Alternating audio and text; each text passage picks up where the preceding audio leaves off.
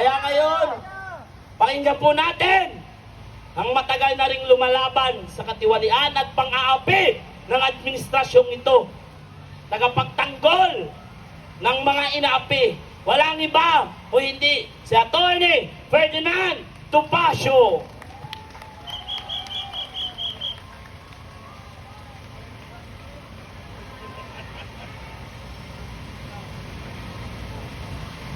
Mga magulang at mga kapatid, magandang hapon po.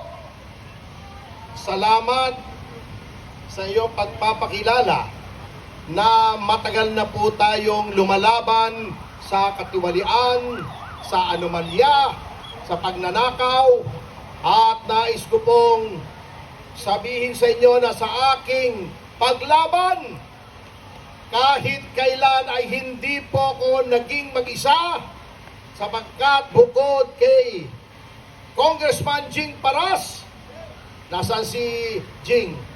Nag-CR yata? Nag-CR, oo. Medyo, ang tawag ay hindi na niya maaring i-ignore ang tawag ng kalikasan. Kasama ko rin, siyempre, si Congressman Defensor, lahat ng narito, siyempre po, hindi po natakot, hindi umurong, hindi umatras, palaging pasulong ang mga opisyal at mga miyembro ng Citizens Crime Watch, mga kasama. Narito po sila mula sa iba't ibang mga lalawigan, ay dumayo pa po sila dito. May Laguna, may Batangas, tayo nga yung mga miyembro ng Citizens Crime Watch. At kumaway po kayo sa ating mga kapwa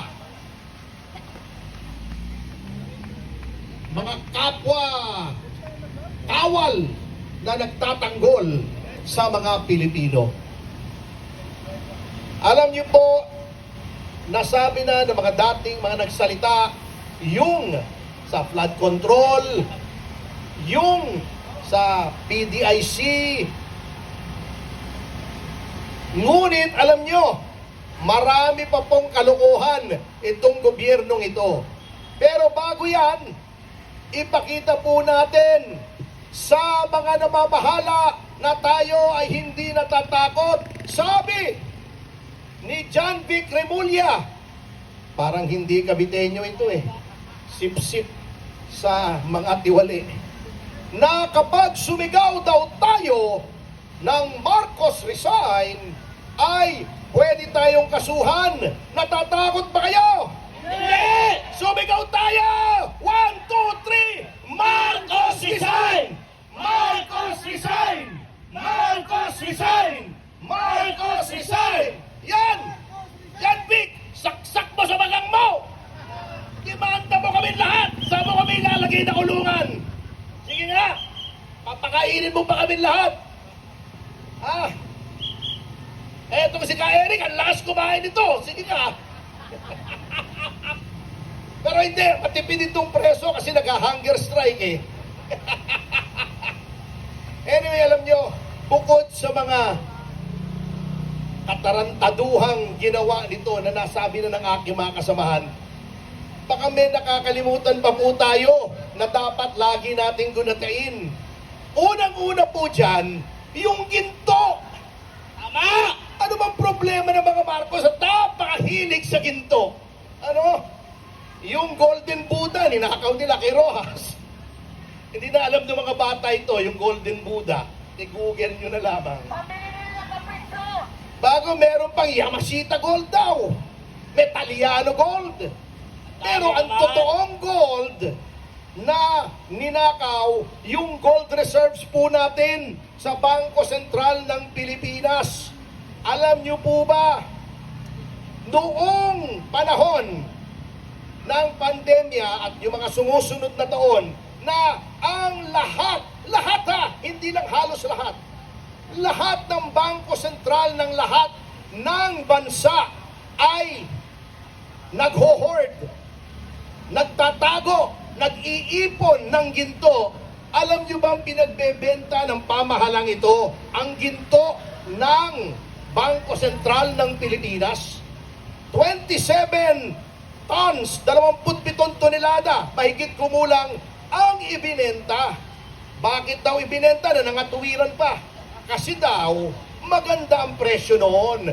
Tutubo ang pamahalaan kung magbebenta ng ginto. Ang masasabi ko sa kanila, ikwento nyo sa pagong. Kasi, nung binenta nila, yung presyo, tingnan nyo, huwag kayong maniwala sa akin, baka binobola ko kayo eh. I-fact check nyo sa internet. Yung presyo ng pinagbentahan nila, tumaas ang presyo ng ginto. Hindi bumababa. Ginto yan eh. That's the best, that's the safest investment.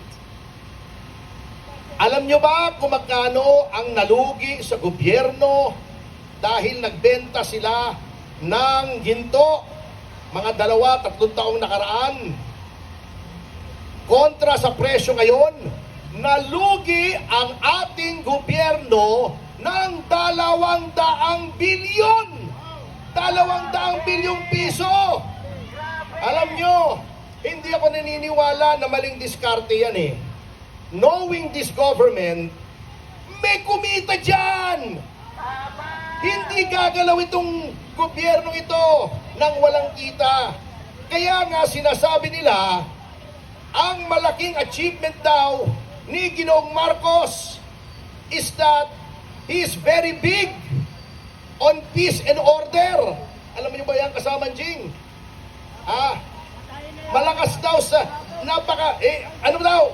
ang si Marcos Jr. daw ay very big on peace and order. Kasi pag may proyekto, sasabihin niya, I want a big piece of this, I want a big piece of that. That's an order! Kaya peace and order! Oh, ito pa ang isang malaking kalokohan. Alam nyo, yung Maharlika Fund, Maharlika pa talaga ang pangalan eh. Halatang halata. Alam niyo po, may mga bansang may sovereign fund. Dubai, UAE, Abu Dhabi, China. Ngunit, etong sovereign fund, yan po ay kapag labis-labis po ang kita ng isang pamahalaan. Yung surplus na sinasabi nila, yung sobra, ini-invest para kumita. Sa tingin nyo ba ang Pilipinas may sobrang pondo? Wala binubulsa nila! Paano binulsa na? Okay, eto nakakatawa. Alam nyo ba mga sovereign funds? Huwag kayong maniwala rin sa akin, i-fact check nyo. Yung pinakamalaki po, sa isang Nordic country, trilyong dolyar. Yung sa Dubai, 100 bilyong dolyar. 600, 700 billion ang sovereign fund. Maganda pong pondo. Alam nyo ba